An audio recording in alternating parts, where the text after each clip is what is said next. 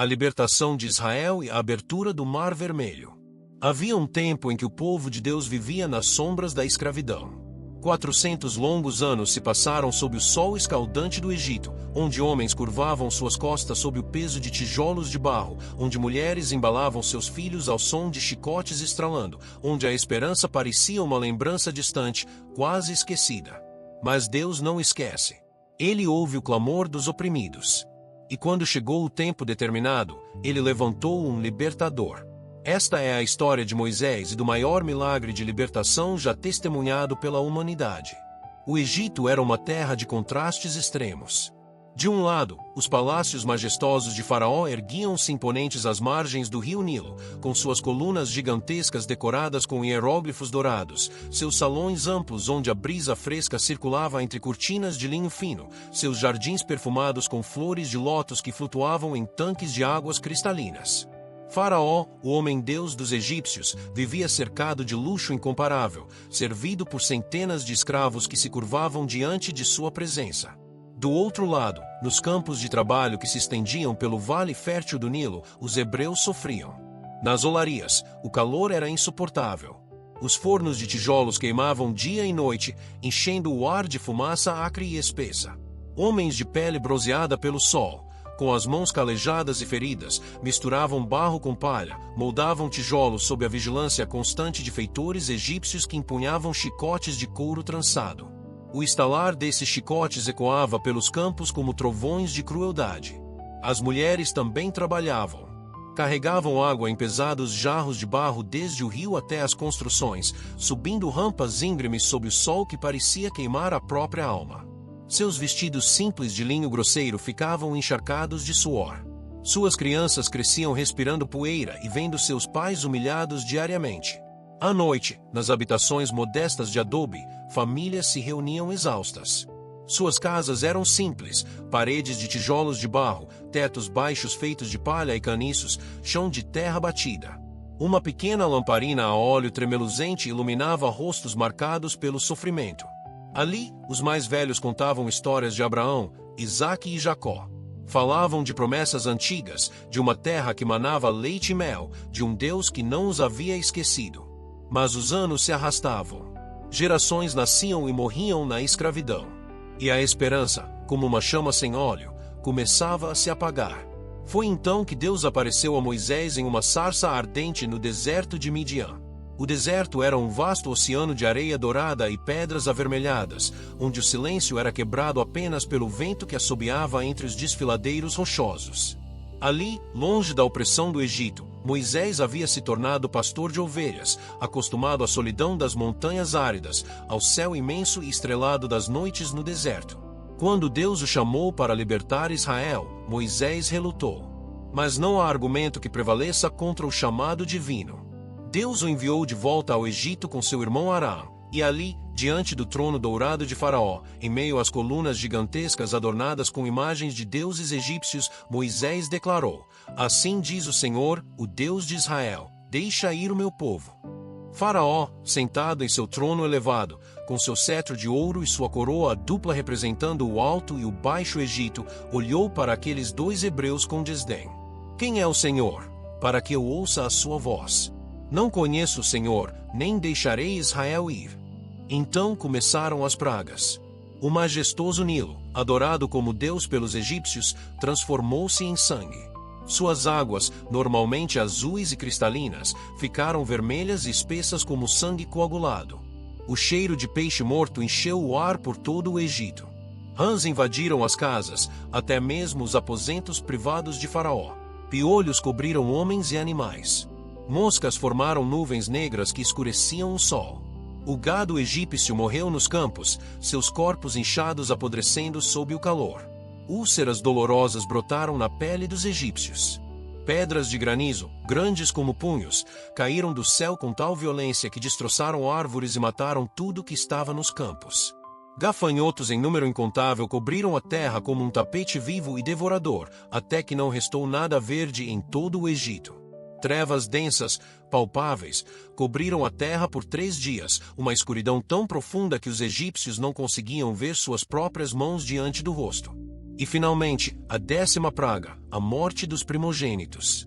Naquela noite terrível, um gemido subiu de toda a terra do Egito.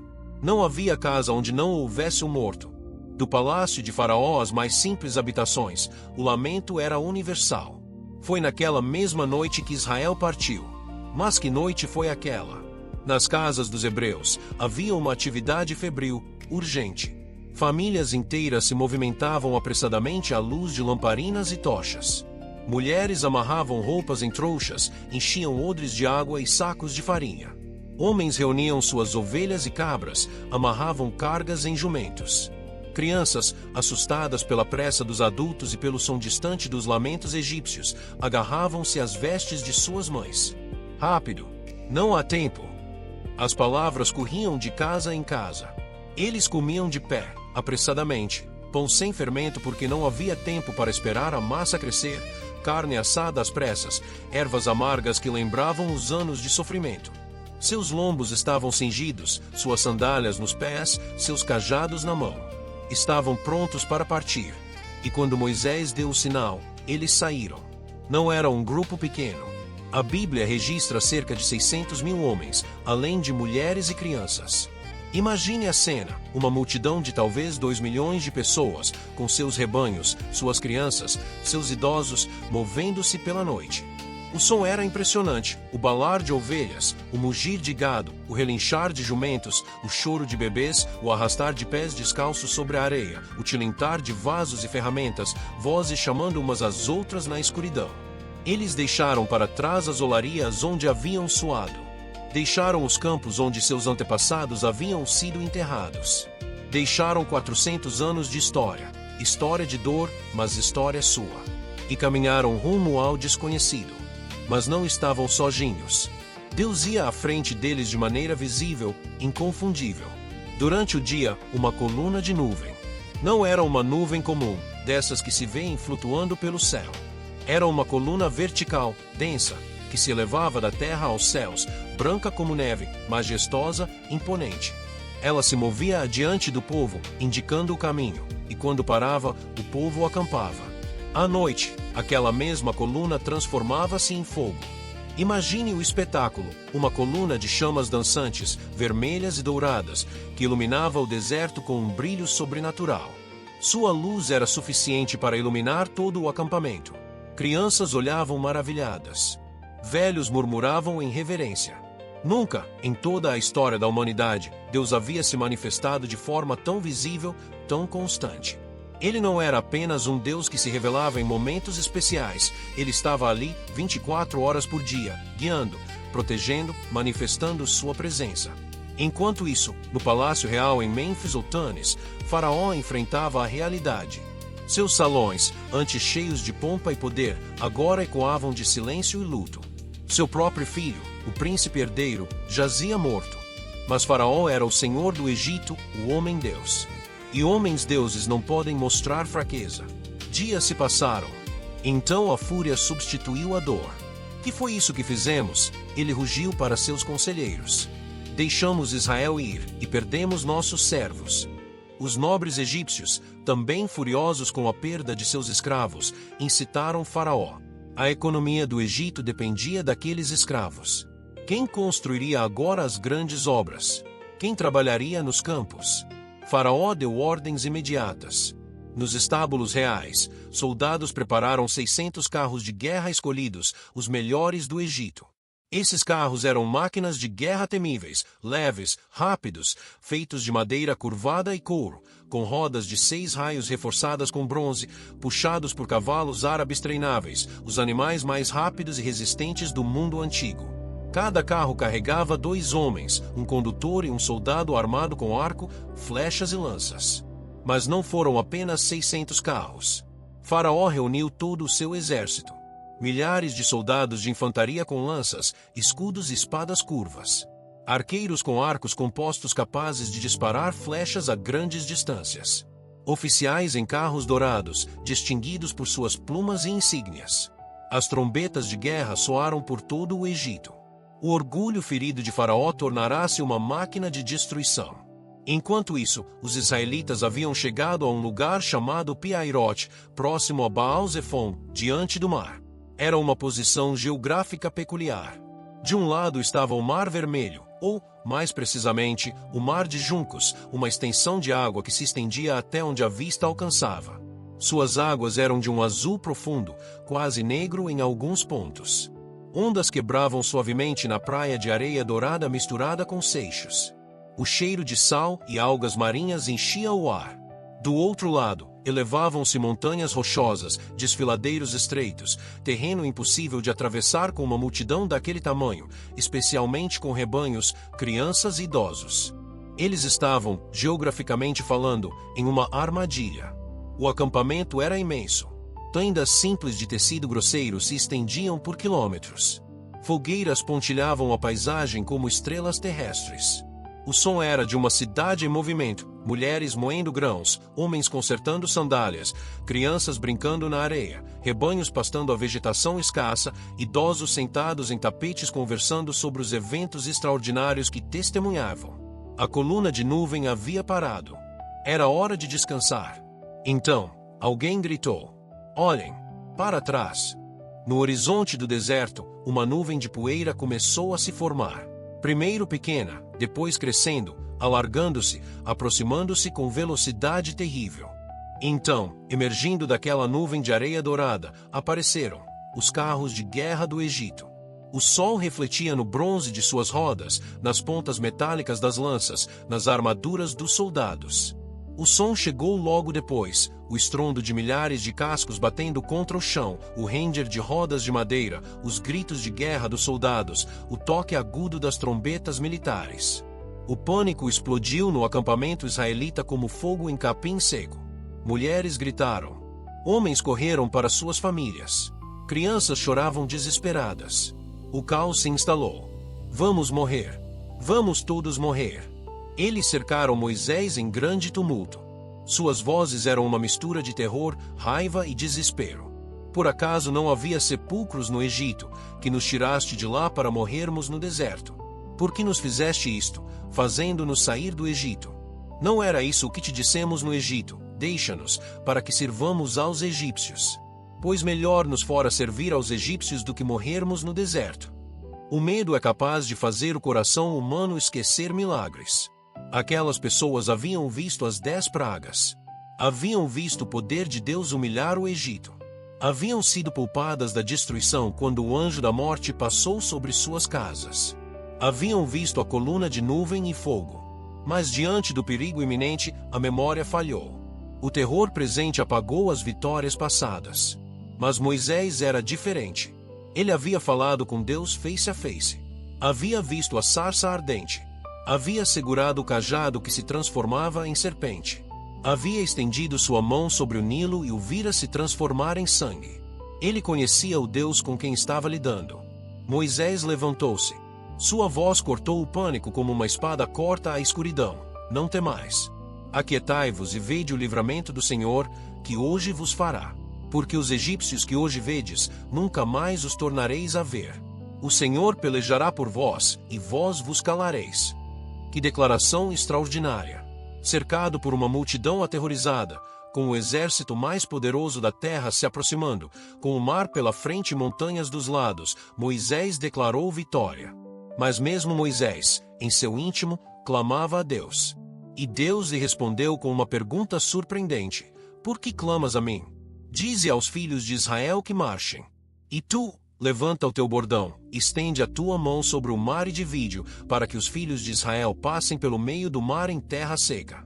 Deus não estava apenas prometendo libertação. Ele estava ordenando um milagre que desafiaria todas as leis da natureza. Antes que qualquer outra coisa acontecesse, algo extraordinário ocorreu. O anjo de Deus, que ia adiante do acampamento de Israel na coluna de nuvem, mudou de posição. A coluna inteira, aquele pilar majestoso de nuvem branca que se elevava aos céus, começou a se mover. Imagine o espanto do povo ao ver aquela presença divina deslizar pelo ar, contornando o acampamento, dirigindo-se para trás deles. A coluna de nuvem se posicionou entre o acampamento de Israel e o exército egípcio que se aproximava rapidamente. Para os egípcios, era escuridão. Uma escuridão sobrenatural, densa, que o cegava completamente. Seus cavalos empinaram, assustados. Seus carros foram forçados a parar. Os soldados gritavam confusos na escuridão. Faraó, em seu carro dourado, praguejava furioso, mas não podia avançar. Era como se uma parede de trevas o separasse de Israel. Mas para Israel, do outro lado, aquela mesma nuvem dava luz. Sua face voltada para o povo escolhido brilhava, iluminava, confortava. Durante toda aquela noite, a nuvem manteve os dois exércitos separados. Os egípcios não puderam se aproximar de Israel. Então Moisés fez o que Deus havia ordenado. Com todo o povo observando, com 2 milhões de olhos fixos nele, Moisés se aproximou da praia. O som das ondas quebrando na areia era ritmado, constante, indiferente ao drama humano. O ar cheirava a sal e algas. A água escura do mar se estendia até o horizonte, aparentemente intransponível. Moisés ergueu seu bordão, aquele cajado de pastor que Deus havia transformado em instrumento de milagres. Estendeu sua mão sobre o mar e abriu sua boca em oração, invocando o nome do Senhor. Naquele momento, Deus agiu. Um vento começou a soprar. Não era uma brisa suave. Era um vento forte, vindo do Oriente, um vento que fazia as roupas baterem violentamente contra os corpos, que levantava a areia e a lançava contra os rostos, que rugia como um leão enfurecido. Era o sopro de Deus, o hálito do Todo-Poderoso varrendo as águas. E as águas começaram a se mover. Primeiro, as ondas pararam de quebrar naturalmente. Depois, começaram a recuar. Não como uma maré normal, lenta e gradual, mas como se uma força invisível as estivesse empurrando, dividindo-as. As águas à direita começaram a se acumular, elevando-se, formando uma parede líquida. As águas à esquerda fizeram o mesmo, erguendo-se, desafiando a gravidade, criando um corredor entre elas. O vento continuava soprando com força furiosa durante toda a noite. E conforme soprava, o leito do mar começou a aparecer. Primeiro úmido, lamacento, cheio de algas e conchas. Mas o vento divino continuou seu trabalho. O chão foi secando, endurecendo, tornando-se terra firme. Ao amanhecer, o impossível estava diante dos olhos de Israel, um caminho pelo meio do mar. As paredes de água de ambos os lados se elevavam como edifícios de 10, talvez 15 andares. Através delas, podia-se ver o oceano além, distorcido, trêmulo. Peixes nadavam dentro dessas paredes líquidas, presos em suspensão sobrenatural. Algas balançavam verticalmente. A luz do sol nascente atravessava as águas, criando um brilho azul esverdeado etéreo, mágico, impossível. E no meio, o caminho, terra seca, firme o suficiente para caminhar, larga o suficiente para multidões. Marchem! Moisés bradou. Marchem em nome do Senhor. Mas quem seria o primeiro? Quem ousaria dar o primeiro passo entre aquelas paredes de água que desafiavam todas as leis naturais? E se as águas caíssem enquanto estivessem no meio? E se fosse uma ilusão? Mas a fé é isso, dar o primeiro passo quando não se vê o caminho completo. Alguns homens corajosos, talvez Caleb e Josué entre eles, deram o primeiro passo. Depois outros. Então, como uma represa se rompendo, todo o povo começou a se mover. Era uma procissão como jamais se viu. Famílias inteiras caminhando pelo fundo do oceano. Crianças pequenas olhavam maravilhadas para as paredes de água, apontando para os peixes que nadavam ali dentro. Alguns adultos estendiam mãos trêmulas para tocar aquelas paredes líquidas, mas recuavam com reverência. O chão sob seus pés estava seco, firme, mas havia conchas e estrelas do mar espalhadas, evidências de que aquilo era, de fato, o leito do oceano. O som era impressionante. 2 milhões de pés caminhando. Ovelhas balindo. Jumentos relinchando. Rodas de carroças rangendo. Crianças chorando, outras rindo excitadas. Pais chamando suas famílias para se manterem juntas. E acima de tudo isso, o rugido contínuo daquelas duas paredes de água, um som profundo, primordial, como se o próprio oceano estivesse gemendo sob o comando de Deus. As paredes de água não eram lisas. Elas ondulavam, tremiam, moviam-se em padrões hipnóticos, mas não caíam. Era como se mãos invisíveis as segurassem. A luz do sol que atravessava aquelas paredes criava padrões dançantes de luz azul e verde no chão, fazendo todo o caminho parecer mágico, sagrado. Idosos que nunca imaginaram ver tal coisa cambaleavam apoiados em cajados, lágrimas escorrendo por suas faces enrugadas. Jovens corriam adiante, depois voltavam para ajudar suas famílias. Mães carregavam bebês contra o peito, sussurrando orações de gratidão. Pastores guiavam rebanhos, surpreendendo-se com a tranquilidade dos animais naquele lugar impossível. Levou horas, talvez toda a noite e parte da manhã seguinte. 2 milhões de pessoas não atravessam rapidamente, não importa quão largo seja o caminho. Mas eles atravessaram. Todos eles. Do primeiro ao último. Nenhum ficou para trás. Quando a última família israelita alcançou o meio do mar, algo mudou do outro lado. A nuvem escura que cegava os egípcios começou a se dissipar. Com a luz do amanhecer, Faraó e seus soldados finalmente puderam ver. E o que viram os encheu de fúria renovada. Ali estava o caminho pelo meio do mar. E ali estava Israel, caminhando tranquilamente pela outra metade da travessia, quase alcançando a outra margem. Atrás deles, Faraó rugiu. Não podem escapar. São nossos escravos. O orgulho é um veneno que cega a razão. Aqueles homens haviam testemunhado as 10 pragas. Haviam visto seu próprio rio transformado em sangue, suas colheitas destruídas, seus filhos mortos. E agora viam um mar dividido em 2 por poder sobrenatural. Mas o orgulho ferido não aceita derrota. Os carros de guerra egípcios começaram a entrar no caminho entre as águas. Os cavalos, no entanto, estavam nervosos. Relutavam, empinavam, sentiam que havia algo profundamente errado ali. Mas os condutores os forçaram a avançar. Primeiro alguns carros. Depois dezenas. Depois centenas. Todo o exército egípcio entrou no leito do mar. O som de suas rodas ecoava estranhamente entre aquelas paredes de água. O bronze de suas armas refletia a luz esverdeada que atravessava o oceano suspenso. Eles gritavam gritos de guerra, confiantes de que logo alcançariam aqueles escravos fugitivos. Mas eles não estavam sozinhos ali. Deus estava observando. A Bíblia diz que, na vigília da manhã, o Senhor olhou para o exército egípcio através da coluna de fogo e nuvem. E Deus os perturbou. Imagine a cena. De repente, sem aviso, as rodas dos carros começaram a se soltar. Eixos se partiram. Rodas se desprenderam e rolaram pelas laterais do caminho, caindo nas bordas daquelas paredes de água. Cavalos tropeçaram, quebrando pernas. Carros colidiram uns com os outros. Soldados foram lançados ao chão. O pânico se instalou. Aqueles guerreiros endurecidos pela batalha, que haviam conquistado nações, que eram o terror de todo o mundo antigo, começaram a gritar de medo.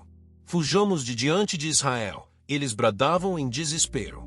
Porque o Senhor peleja por eles contra os egípcios. Mas era tarde demais para fugir. Eles estavam no meio do mar, cercados por paredes de água de ambos os lados, com seus carros quebrados, seus cavalos feridos, o caminho bloqueado pela própria confusão que haviam criado. Naquele momento, o último israelita pisou em terra firme do outro lado do mar. Toda a nação estava salva. Eles se viraram e olharam para trás, vendo o exército egípcio preso naquela armadilha divina. Então Deus falou a Moisés novamente: estende a tua mão sobre o mar, para que as águas tornem sobre os egípcios, sobre os seus carros e sobre os seus cavaleiros. Moisés, agora na margem oposta, estendeu sua mão mais uma vez sobre o mar. Era o amanhecer. A luz dourada do sol nascente pintava o horizonte. E naquela luz, aconteceu. As paredes de água começaram a tremer.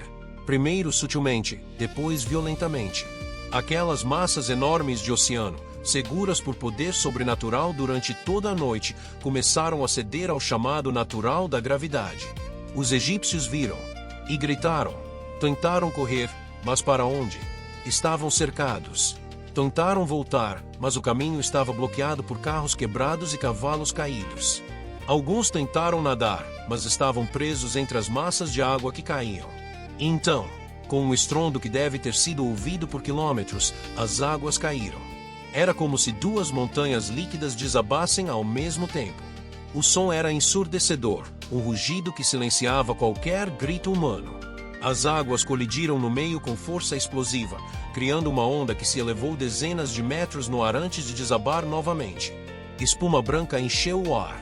O spray foi lançado tão alto que criou um arco-íris temporário na luz do amanhecer. Carros foram esmagados como papel. Cavalos desapareceram instantaneamente. Soldados foram engolidos pelas águas turbulentas. A armadura de bronze que deveria protegê-los tornou-se seu peso de morte, arrastando-os para as profundezas. Em questão de minutos, tudo havia terminado. O mar voltou à sua forma normal, suas ondas quebrando normalmente na praia, como se nada tivesse acontecido. A superfície azul escura não mostrava nenhum sinal da estrada que ali estivera. Nenhum sinal dos 600 carros escolhidos de Faraó. Nenhum sinal de seu poderoso exército. A Bíblia registra com simplicidade terrível, nem ainda um deles ficou. Do outro lado, em terra firme, Israel estava atônito. 2 milhões de pessoas em silêncio, processando o que acabavam de testemunhar. Alguns estavam de joelhos. Outros tinham os braços erguidos aos céus. Crianças agarravam-se às suas mães. Velhos choravam abertamente. Então, conforme o sol continuava a subir no céu, iluminando o mar agora calmo, as ondas começaram a trazer evidências da destruição. Pedaços de carros, escudos egípcios, lanças quebradas, armaduras vazias. Os corpos de soldados egípcios começaram a aparecer na praia, trazidos pela maré. Israel viu e compreendeu. Seus opressores estavam mortos. 400 anos de escravidão haviam terminado de maneira definitiva. O Egito, o poder militar mais temível do mundo, havia sido destruído num instante pelo poder de Deus. A reverência tomou conta de todos. Não era apenas alívio ou alegria. Era um temor sagrado, profundo. Eles haviam testemunhado o impossível. Haviam caminhado pelo leito do oceano. Haviam visto o maior exército do mundo ser tragado pelas águas. E compreenderam, com uma clareza cristalina, que o Deus de seus pais era real, poderoso, terrível em sua majestade. A Bíblia diz: "E viu Israel aquele grande poder que o Senhor exercitara contra os egípcios, e o povo temeu ao Senhor, e creu no Senhor e em Moisés, seu servo." Então, espontaneamente, começou o cântico. Moisés foi o primeiro a erguer sua voz, e logo toda a nação se juntou a ele. Homens, mulheres, crianças, todos cantavam com todas as suas forças, suas vozes se elevando como incenso aos céus. Cantarei ao Senhor, porque sumamente se exaltou. Lançou no mar o cavalo e o seu cavaleiro. O Senhor é a minha força e o meu cântico. Ele se tornou a minha salvação. Este é o meu Deus, e o louvarei. O Deus de meu pai, e o exaltarei. Os homens dançavam. Pulos de alegria, braços erguidos, pés batendo na areia. As mulheres pegaram tamborins e pandeiros que haviam trazido do Egito e começaram a tocar ritmos alegres. Miriam, irmã de Moisés, liderava as mulheres numa dança de celebração. O Senhor é homem de guerra. O Senhor é o seu nome. Lançou no mar os carros de Faraó e o seu exército. Os seus escolhidos capitães foram submersos no Mar Vermelho. Os abismos os cobriram. Desceram às profundezas como pedra. O cântico continuou. Verso após verso de louvor, recapitulando o milagre, exaltando o poder de Deus, profetizando a jornada que tinham pela frente.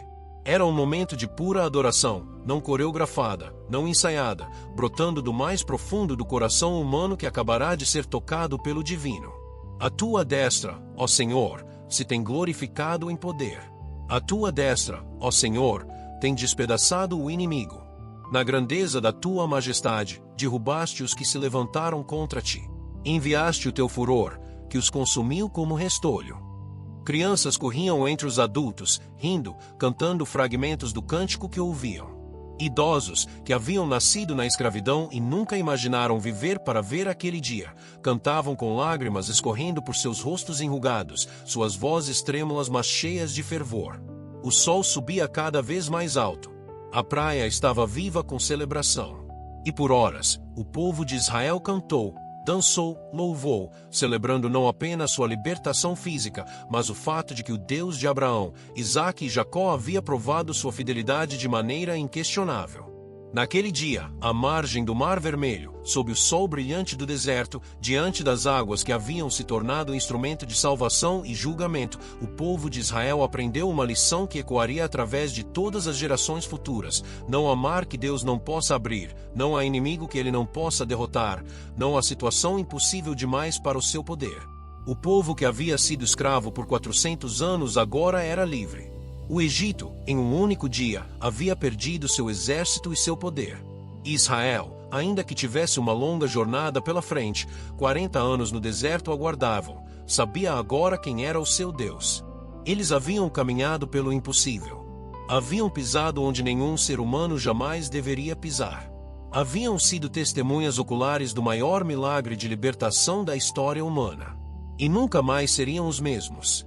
O Mar Vermelho voltou ao seu estado natural. Suas águas azuis quebravam calmamente na praia. Mas aquelas águas guardariam para sempre o segredo daquela noite extraordinária, quando se abriram para deixar passar o povo de Deus e se fecharam para julgar seus opressores. E a história daquele dia seria contada e recontada através dos séculos, uma história de fé quando tudo parecia perdido, de obediência quando o comando divino parecia impossível, de livramento quando não havia saída visível, de um Deus que cumpre suas promessas, que ouve o clamor dos oprimidos, que intervém na história humana com poder incomparável. Israel marchou para o deserto como um povo livre. Embora provações ainda aguardassem, embora murmuração e rebelião ainda estivessem por vir, aquele dia permaneceria gravado na memória coletiva da nação. O dia em que Deus abriu o mar, o dia em que o impossível se tornou possível, o dia em que a escravidão terminou e a jornada para a promessa começou.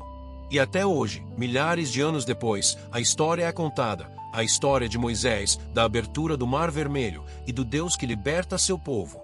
As pragas do Egito e o sangue da redenção. O sol escaldante do deserto egípcio queimava a pele dos escravos hebreus enquanto carregavam tijolos de barro sob o chicote implacável dos feitores. O ar estava denso, pesado com o cheiro de suor, argila molhada e sofrimento. As pirâmides se erguiam ao horizonte como monumentos à glória de Faraó, construídas com o sangue e as lágrimas de um povo que não tinha mais esperança. 400 anos. 4 séculos de cativeiro. Gerações nasceram e morreram sob o jugo egípcio, sem nunca conhecer a liberdade. As crianças cresciam vendo seus pais curvados, exaustos, envelhecendo antes do tempo. As mães embalavam seus bebês com canções de um Deus que parecia ter se esquecido deles. Os anciãos contavam histórias de Abraão, Isaque e Jacó, mas essas narrativas pareciam lendas distantes, ecos de um passado que talvez nunca voltasse. Nas aldeias hebreias de Gósen, as casas simples de tijolos de barro se amontoavam umas contra as outras. Crianças descalças corriam pelas ruas estreitas e empoeiradas. Mulheres moíam grãos em pedras enquanto conversavam em voz baixa, sempre alertas para os soldados egípcios que patrulhavam a área. O Nilo, aquele rio sagrado e poderoso, serpenteava pela terra negra e fértil, trazendo vida ao deserto, mas também lembrando aos hebreus que estavam em terra estrangeira. Mas em meio ao silêncio do desespero, um clamor começou a subir. Não era alto, mas era profundo. Vinha do coração partido de mães que perderam filhos jogados no rio. Vinha dos homens quebrados que não aguentavam mais carregar pedras. Vinha dos idosos que queriam morrer livres. E esse clamor atravessou os céus e chegou aos ouvidos do Deus de Israel. O Senhor ouviu. O Senhor viu. O Senhor se lembrou da aliança com Abraão. E Deus decidiu agir. O chamado de Moisés. No palácio de Faraó, com seus pilares gigantescos decorados com hieróglifos dourados, cortinas de linho fino e pisos de mármore polido, o governante do Egito se considerava um Deus vivo. Seus servos se curvavam até o chão quando ele passava. Suas palavras eram lei. Seu poder parecia absoluto. As paredes do palácio eram adornadas com pinturas de batalhas vitoriosas, deuses egípcios com cabeças de animais e Faraó em seu trono, recebendo a adoração de todos. Foi diante desse trono que Moisés se apresentou. Um homem de 80 anos, com barba grisalha e mãos calejadas de décadas no deserto, segurando apenas um cajado simples de pastor. Ao seu lado, seu irmão Arão. Atrás deles, nenhum exército, nenhuma arma, nenhum ouro. Apenas uma mensagem do Deus de Israel. Assim diz o Senhor, Deus de Israel: deixa ir o meu povo. O salão ecoou com a risada dos cortesãos egípcios. Faraó inclinou-se em seu trono de ouro, seus olhos pintados com col brilhando com desprezo. As colunas maciças do palácio pareciam zombar da ousadia daqueles dois velhos hebreus. Quem é o Senhor para que eu ouça a sua voz e deixe ir Israel? Não conheço o Senhor, e não deixarei Israel ir. O coração de Faraó estava duro como as pedras de suas pirâmides. E assim, começou o confronto entre o Deus verdadeiro e os deuses do Egito. Primeira praga, águas em sangue. O amanhecer seguinte trouxe uma cena que o Egito jamais esqueceria. Moisés e Arão encontraram Faraó na margem do Nilo, onde ele costumava realizar seus rituais matinais. O rio sagrado, adorado como um deus, fluía majestoso, suas águas verdes refletindo o céu. Barcos de papiro deslizavam suavemente. Pescadores lançavam suas redes. Mulheres enchiam jarros de barro. Então Moisés levantou o cajado e o estendeu sobre as águas.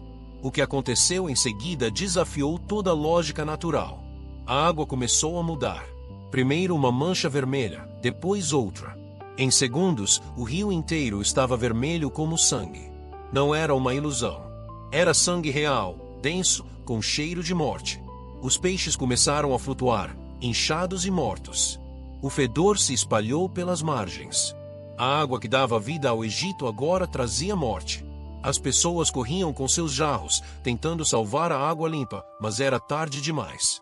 Até a água armazenada nas casas, nos vasos de pedra e nas cisternas, havia se transformado em sangue. O Egito inteiro estava sedento. Desesperados, os egípcios cavavam as margens do rio, procurando água potável na terra. Mas Faraó voltou ao seu palácio, bebendo o vinho de suas reservas particulares, e endureceu ainda mais o coração. Segunda praga, a invasão das RAS. 7 dias se passaram com o Nilo ensanguentado. Então, numa manhã úmida, começou a segunda praga. Primeiro, foram apenas algumas rãs saltando do rio. Nada em comum. Mas então vieram mais. E mais. E mais. Em minutos, eram milhares. Em horas, milhões. Rãs verdes, gordas, saltando por todos os lados, cobrindo o chão como um tapete vivo e repugnante. Elas entraram nos palácios luxuosos e nas choupanas mais humildes. Invadiram os quartos, pulando sobre as camas de linho fino de Faraó e sobre as esteiras de palha dos pobres. Entraram nos fornos onde as mulheres assavam pão, morrendo queimadas mas sendo substituídas por centenas de outras. Caíam nas tigelas de comida, nos jarros de água, nas roupas guardadas. Não havia como escapar do som incessante de seus coachos dia e noite. As ruas do Egito eram intransitáveis. Cada passo esmagava rãs, deixando um rastro de corpos viscosos. O som de coacho era ensurdecedor. Crianças choravam, incapazes de dormir. Adultos enlouqueciam com o barulho constante e a impossibilidade de preparar comida limpa. Faraó chamou Moisés. Orem ao Senhor para que tire as rãs, e deixarei o povo ir. Moisés orou. E no dia seguinte, todas as rãs morreram ao mesmo tempo. Mas o alívio foi breve. O cheiro de milhões de rãs mortas apodrecendo sob o sol era insuportável. Os egípcios as juntaram em montes, enormes pilhas de cadáveres que fediam horrores. Mas quando Faraó viu que havia alívio, voltou atrás em sua palavra. Terceira praga, piolhos. Sem aviso, Arão estendeu o cajado e golpeou o pó da terra. E o impossível aconteceu. Cada grão de areia, cada partícula de terra se transformou em piolhos minúsculos, quase invisíveis, mas mortalmente irritantes. Eles cobriram tudo. Infestaram o cabelo dos egípcios, suas roupas, suas camas. Mordiam sem parar, causando coceira incessante. Atacavam homens, mulheres, crianças, animais. Até os sacerdotes de Faraó, sempre tão impecáveis em suas vestes brancas e cabeças raspadas, estavam cobertos de piolhos, se coçando desesperadamente. Os magos do Egito, homens considerados poderosos e sábios, tentaram replicar o milagre com seus encantamentos, mas falharam miseravelmente. Pela primeira vez, admitiram diante de Faraó: isto é o dedo de Deus. Mas o coração de Faraó permaneceu duro como granito. Quarta praga, enxames de moscas. A quarta praga trouxe uma distinção clara. Deus traçou uma linha invisível mas absoluta entre os egípcios e seu povo.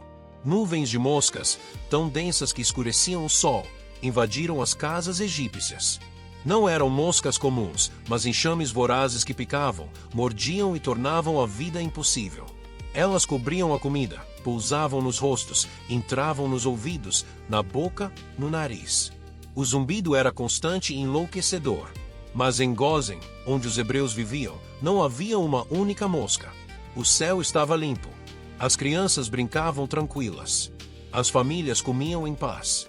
A distinção era inegável. O Deus de Israel estava protegendo seu povo. Os egípcios olhavam com inveja para a terra de Gósen. Como era possível? A fronteira não tinha muros altos nem barreiras físicas, mas as moscas simplesmente não a cruzavam. Faraó novamente prometeu deixar o povo ir, mas quando a praga cessou, voltou atrás mais uma vez. Quinta praga: pestilência nos animais. A quinta praga atingiu o coração da economia egípcia. Uma peste violenta e fulminante caiu sobre o gado egípcio. Cavalos magníficos que puxavam as carruagens de guerra caíram mortos. Bois fortes que aravam os campos simplesmente pararam de respirar. Ovelhas, cabras, camelôs, jumentos, todos os rebanhos egípcios foram dizimados. Nos campos, o cheiro de morte animal era sufocante. Fazendeiros choravam diante de suas manadas mortas, representando anos de trabalho perdidos. A riqueza do Egito estava literalmente apodrecendo sob o sol. Mas em Gósen, não morreu um único animal dos hebreus. Suas ovelhas pastavam tranquilas. Seus bois mugiam saudáveis. Seus jumentos carregavam cargas sem problema. Faraó mandou verificar. Os mensageiros voltaram confirmando: nenhum animal hebreu havia morrido. Mas o coração de Faraó continuava inflexível. Sexta praga: úlceras. Sem aviso, Moisés pegou punhados de cinza de fornalha e as lançou ao ar diante de Faraó. O pó fino subiu como uma nuvem e se espalhou por todo o Egito, invisível mas devastador.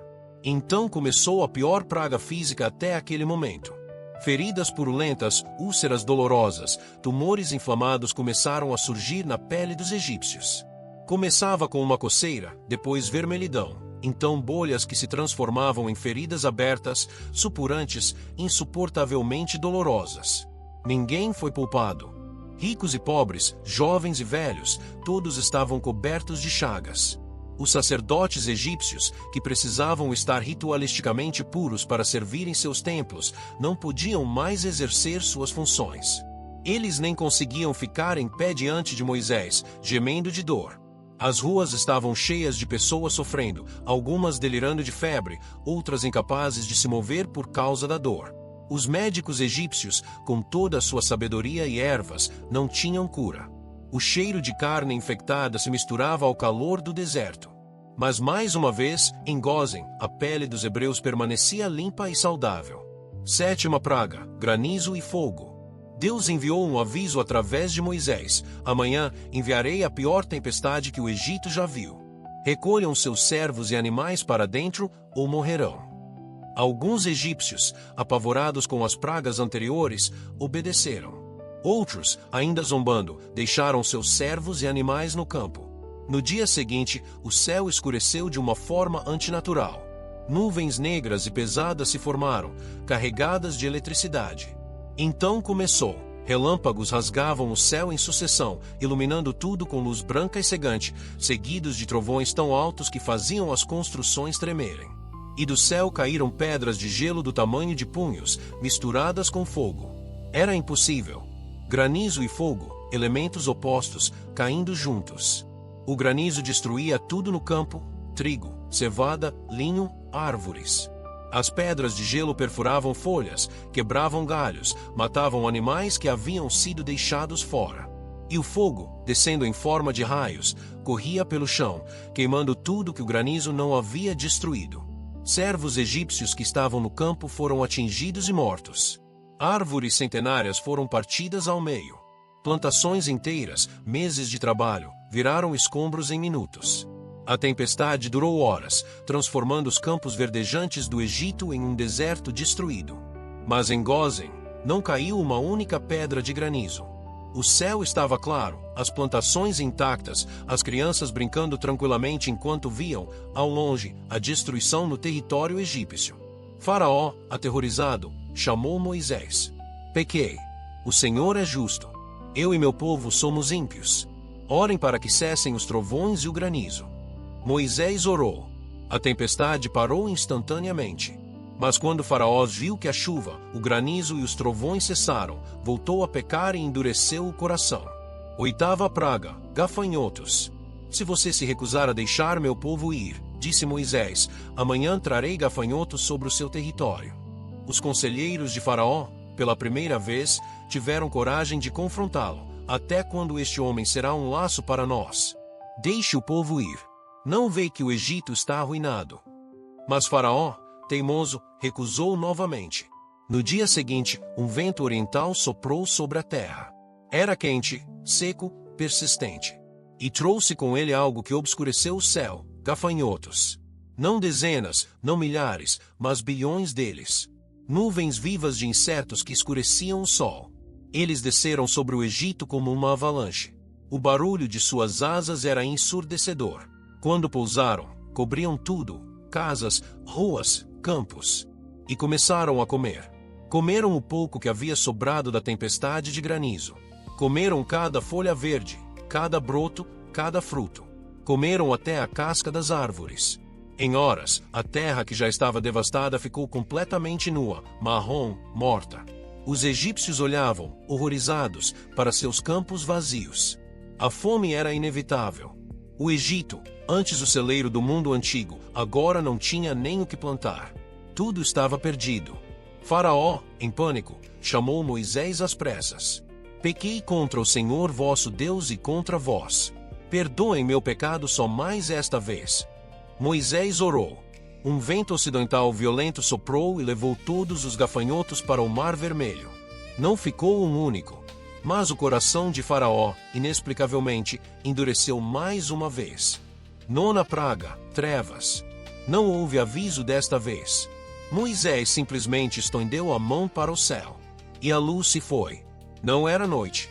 Não eram nuvens. Era uma escuridão sobrenatural, palpável, opressiva. Era como se alguém tivesse apagado o sol, a lua e as estrelas simultaneamente. Os egípcios não conseguiam ver a própria mão na frente do rosto. Não conseguiam ver seus familiares ao lado. A escuridão era tão densa que parecia ter peso, pressão física. Por 3 dias, ninguém se moveu de onde estava. Era impossível navegar na escuridão absoluta. As pessoas ficaram paralisadas onde estavam quando as trevas caíram. Crianças choravam, agarradas aos pais. Pessoas gritavam no vazio, ouvindo apenas ecos de suas próprias vozes. O terror da escuridão era psicológico e espiritual. Mas nas casas dos hebreus havia luz. Luz natural, quente, reconfortante. Eles podiam ver suas famílias, podiam trabalhar, podiam viver normalmente. A diferença não poderia ser mais clara. Quando as trevas finalmente se dissiparam, Faraó chamou Moisés, furioso. Vão, sirvam ao Senhor, mas deixem seus rebanhos aqui. Não, respondeu Moisés com firmeza. Nem uma unha ficará. Levaremos tudo. Faraó explodiu em raiva. Saia da minha presença. Não apareça mais diante de mim, porque no dia em que você me vir, morrerá. Como você disse, respondeu Moisés calmamente. Nunca mais verei o seu rosto. A 10ª praga, a morte dos primogênitos. Então Deus anunciou a Moisés a última praga, a mais terrível de todas. À meia-noite, o Senhor passaria pelo Egito, e todo primogênito egípcio morreria, desde o filho de Faraó que se assentaria em seu trono até o filho da serva que estava atrás do moinho, e todo primogênito dos animais. Haveria um grande clamor em todo o Egito, como nunca houve antes e nunca mais haveria. Mas Deus fez provisão para seu povo. Deu instruções precisas, detalhadas, que deviam ser seguidas exatamente. Cada família hebreia deveria escolher um cordeiro. Não qualquer cordeiro, mas um cordeiro sem defeito, perfeito, macho de 1 ano. Esse cordeiro deveria ser examinado por 4 dias, vivendo com a família, para ter certeza de que era sem mancha. No 14º dia do mês, ao entardecer, quando o sol começasse a se pôr sobre o Egito, cada família deveria sacrificar seu cordeiro. Era um momento solene, sagrado. O cordeiro, que havia sido cuidado e observado, agora daria sua vida. Então vinha a parte crucial. O sangue do cordeiro deveria ser coletado numa bacia e aplicado nos batentes das portas, nas laterais e na parte superior, usando um ramo de hisopo. O sangue deveria ser visível de fora, um sinal claro, vermelho, impossível de ignorar. Dentro das casas, as famílias deveriam assar o cordeiro e comê-lo completamente, com pão sem fermento e ervas amargas, vestidos e prontos para partir, com sandálias nos pés e cajado na mão. Era uma refeição de libertação. E Deus fez uma promessa solene: quando eu vir o sangue, passarei por cima de vós. À noite da Páscoa. Enquanto o sol se punha naquela noite, uma atmosfera pesada cobria tanto o Egito quanto Gósen. Os hebreus se moviam em silêncio, obedecendo cada detalhe das instruções divinas. Pais seguravam cordeiros que haviam estado com suas famílias por 4 dias. Crianças acariciavam os animais pela última vez, sem entender completamente o que estava acontecendo. Então, ao comando, os cordeiros foram sacrificados. Sangue puro, inocente, derramado. Com ramos de hisopo, os homens molhavam o sangue e o passavam cuidadosamente nos batentes das portas. O sangue vermelho brilhava à luz das lamparinas, escorrendo pela madeira. Era um ato de fé radical. Não havia lógica humana nisso, apenas obediência a Deus. Por que estamos fazendo isso, pai? Perguntavam os filhos. E os pais respondiam, como Deus havia instruído: é o sacrifício da Páscoa ao Senhor, que passou por cima das casas dos filhos de Israel no Egito, quando feriu os egípcios e livrou as nossas casas.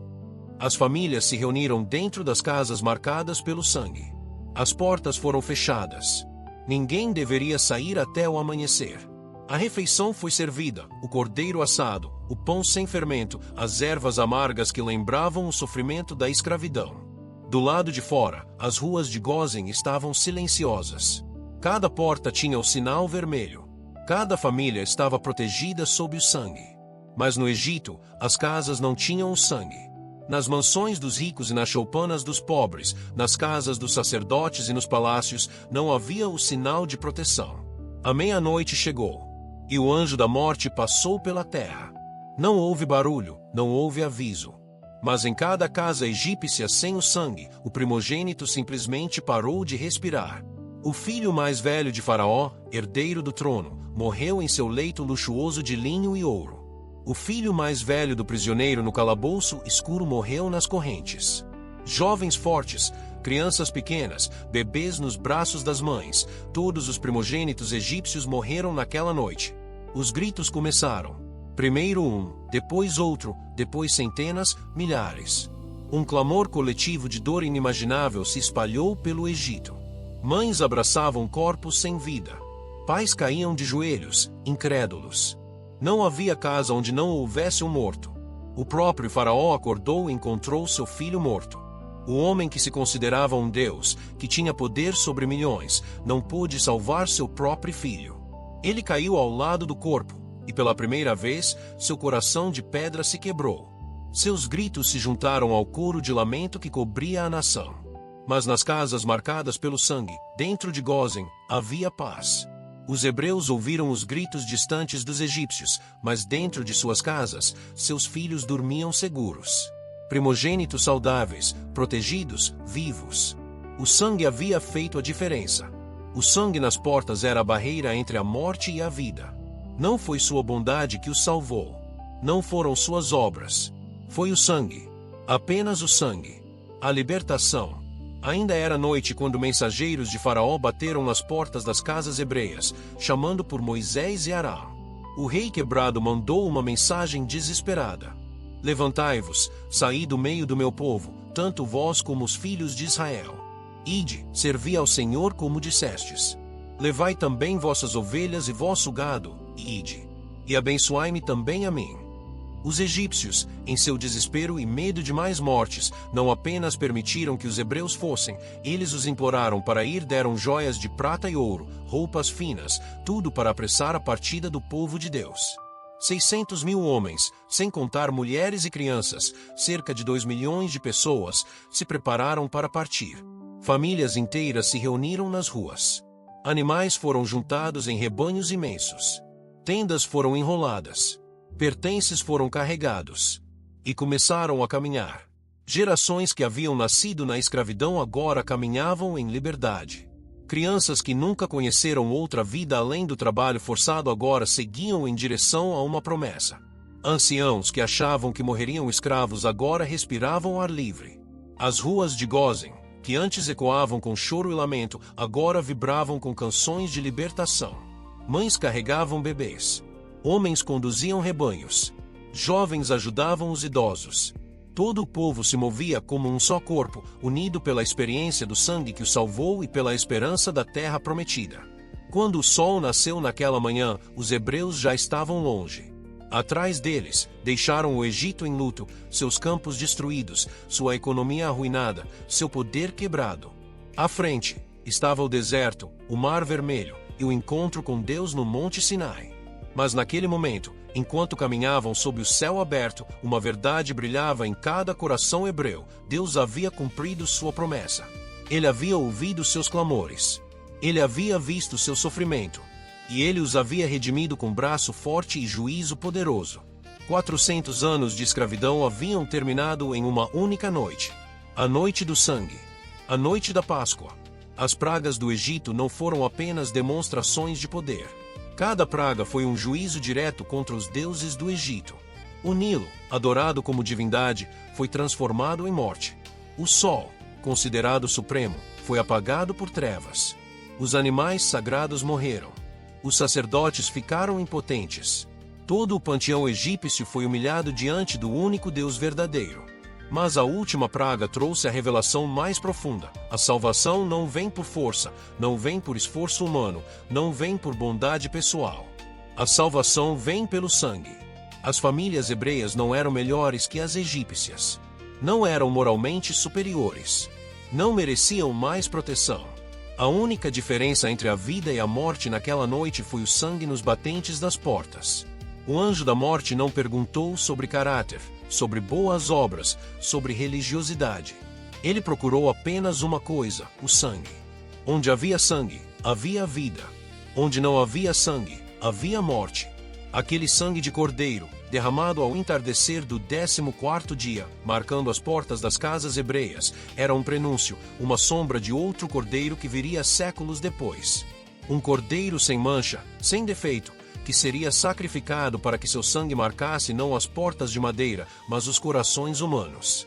Um cordeiro cuja morte traria não apenas libertação da escravidão física, mas redenção da escravidão do pecado e da morte. O Egito aprendeu, da forma mais dolorosa possível, que existe um Deus que vê, que ouve, que age e que não pode ser ignorado. Aprendeu que a opressão dos inocentes não passa despercebida. Aprendeu que há consequências para a dureza de coração. E o povo de Israel aprendeu que seu Deus é fiel, poderoso e que cumpre suas promessas.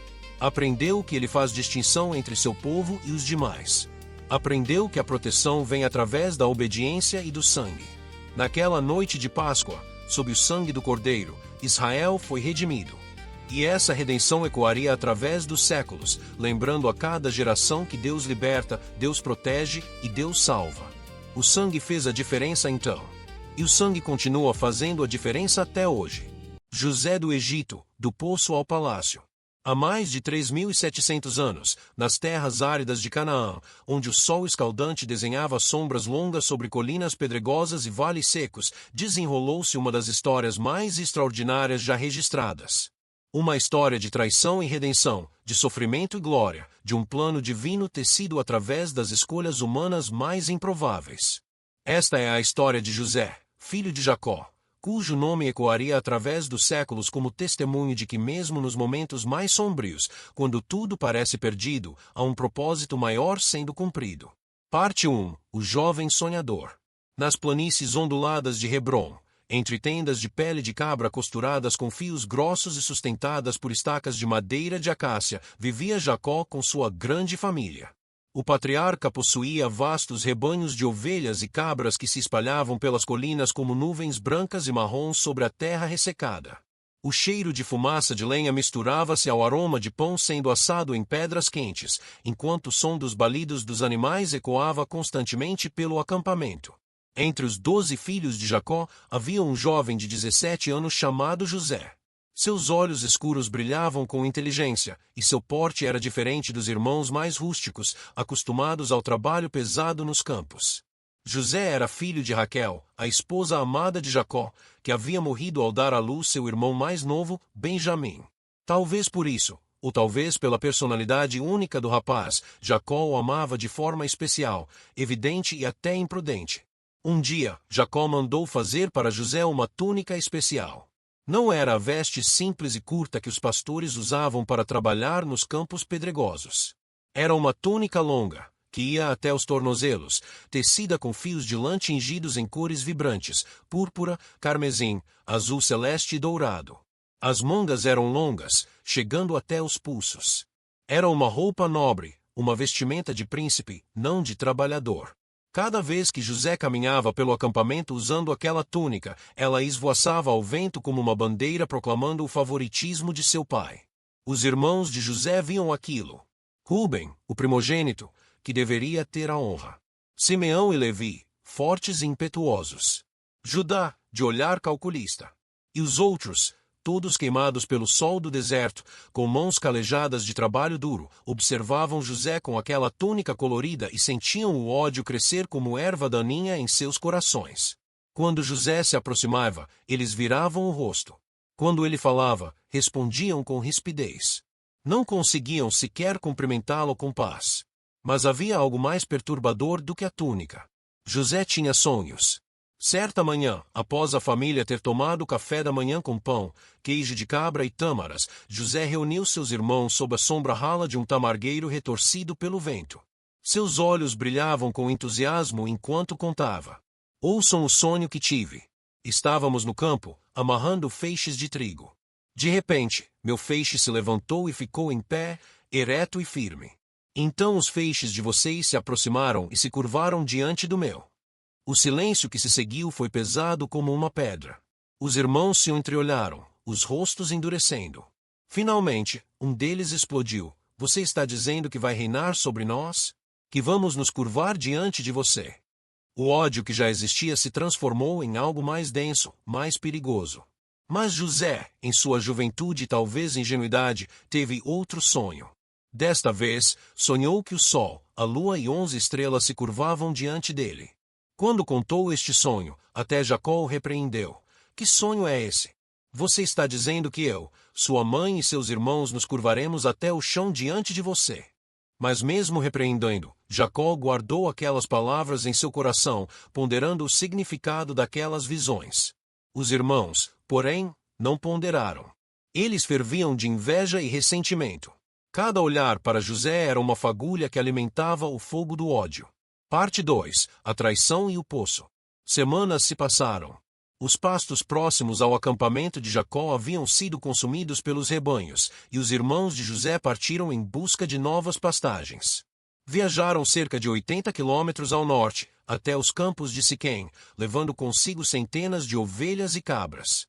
Dias depois, na tenda de Jacó, o patriarca chamou José. Meu filho, seus irmãos estão apacentando os rebanhos em Siquém. Quero que você vá até lá, veja como eles estão, como está o rebanho, e me traga notícias. José vestiu sua túnica colorida, calçou suas sandálias de couro e partiu. A jornada era longa. Ele atravessou vales secos onde apenas arbustos espinhosos cresciam entre as rochas. Subiu colinas de onde podia ver a vastidão da terra prometida, com suas oliveiras retorcidas e figueiras solitárias. O calor do meio-dia era sufocante, e José cobria a cabeça com um pano para se proteger do sol implacável. Ao chegar em Siquém, não encontrou seus irmãos. Um homem que encontrou nos campos lhe disse: eles partiram daqui. Ouvi-os dizendo que iriam para Dotã. José continuou sua jornada por mais 20 quilômetros, até avistar ao longe as tendas de seus irmãos montadas perto de um poço. Do alto de uma colina, sob o sol escaldante do fim da tarde, os irmãos o viram chegando. Mesmo à distância, a túnica colorida era inconfundível, brilhando como uma ferida aberta na paisagem árida. Lá vem o sonhador, disse um deles, cuspindo as palavras com amargura. Sentados em círculo sobre pedras e tapetes gastos, eles começaram a conspirar. Vamos matá-lo, sugeriu alguém. Joguemos seu corpo em um desses poços secos e diremos ao pai que um animal selvagem o devorou. Veremos então o que será de seus sonhos. Mas Rúben, o mais velho, sentiu um peso na consciência. Não derramem sangue, disse ele. Joguem-no naquele poço ali, mas não ponham as mãos nele. Secretamente, Rúben planejava resgatá-lo depois e devolvê-lo ao pai. Quando José finalmente chegou ao acampamento, sorrindo e cumprimentando seus irmãos, foi recebido não com abraços, mas com violência. Mãos ásperas o agarraram. José gritou, confuso e aterrorizado, o que estão fazendo? Sou seu irmão. Mas eles não ouviram. Arrancaram-lhe a túnica colorida com raiva, rasgando a bela vestimenta. José lutou, mas eram muitos contra um. Arrastaram-no até a borda de um poço antigo, há muito tempo seco. Era uma cisterna cavada na rocha, com cerca de 10 metros de profundidade, suas paredes ásperas cobertas de musgo ressecado e pedras soltas. E eles o lançaram ali dentro. José caiu pesadamente no fundo, a respiração saindo de seus pulmões com o impacto. Levantou-se cambaleante, as mãos arranhadas, o corpo dolorido. Olhou para cima e viu o círculo de luz acima, os rostos de seus irmãos olhando para baixo sem expressão. Por favor, ele gritou, sua voz ecoando nas paredes úmidas da cisterna. Por que estão fazendo isto? Tirem-me daqui. Por favor. Mas eles se afastaram da borda. José ouviu suas vozes se distanciando, ouviu risos, ouviu o som de algo sendo preparado para comer. Eles simplesmente se sentaram para fazer uma refeição, enquanto os gritos abafados de José vinham do poço como um lamento distante. As horas passaram. A tarde deu lugar ao crepúsculo. José, sentado no fundo frio e escuro do poço, chorou. Chorou pela traição, pela dor, pelo medo. As estrelas começaram a aparecer naquele círculo distante acima de sua cabeça, as mesmas estrelas que, em seu sonho, se curvavam diante dele. Agora, ele estava no fundo de um poço, abandonado por aqueles que deveriam protegê-lo. Parte 3. Vendido como escravo. Ao longe, o som de chocalhos e o balar de camelôs anunciaram a chegada de uma caravana. Os irmãos levantaram os olhos e viram mercadores ismaelitas descendo pela estrada empoeirada rumo ao Egito. Os camelôs balançavam sob o peso de seus carregamentos, resina aromática, bálsamo e mirra, destinados aos mercados egípcios. Judá teve uma ideia. De que nos adianta matar nosso irmão e esconder seu sangue? Vamos vendê-lo aos ismaelitas. Assim não poremos nossas mãos nele, pois é nosso irmão, nossa própria carne. Os outros concordaram, afinal, lucrariam com a venda e ainda se livrariam de José. Puxaram José do poço. Ele subiu cambaleante, piscando sob a luz do fim de tarde, o corpo coberto de arranhões e poeira. Por um momento, acreditou que haviam mudado de ideia, que o libertariam. Mas então viu os mercadores se aproximando, seus rostos queimados pelo sol do deserto, suas roupas manchadas pela viagem longa. Não, José gritou, compreendendo. Não façam isso. Sou filho de Jacó. Sou seu irmão. Mas correntes de ferro foram amarradas em seus pulsos. Os ismaelitas pesaram 20 moedas de prata, o preço de um escravo jovem e saudável, e as colocaram nas mãos gananciosas dos irmãos. José foi puxado, lutando e gritando, amarrado junto aos camelôs. Rúben, Judá, Simeão, por favor, não me abandonem. Suas súplicas se perderam no vento enquanto a caravana partia, levantando nuvens de poeira avermelhada. José olhou para trás, vendo seus irmãos ficarem cada vez menores no horizonte, até desaparecerem completamente. À frente, uma jornada de centenas de quilômetros pelo deserto do Sinai o aguardava, rumo à terra do Egito, rumo ao desconhecido, rumo à escravidão. Os irmãos pegaram a túnica colorida de José, mataram um cabrito e mergulharam a veste em seu sangue. Levaram-na a Jacó e disseram, encontramos isto. Vê se é a túnica de teu filho ou não. Jacó reconheceu a túnica imediatamente. Seus joelhos fraquejaram. Rasgou suas próprias vestes, colocou pano de saco sobre seu corpo e chorou amargamente. É a túnica de meu filho. Um animal selvagem o devorou. José foi despedaçado. Todos os seus filhos e filhas vieram consolá-lo, mas ele recusou ser consolado, dizendo, descerei ao sepulcro lamentando por meu filho.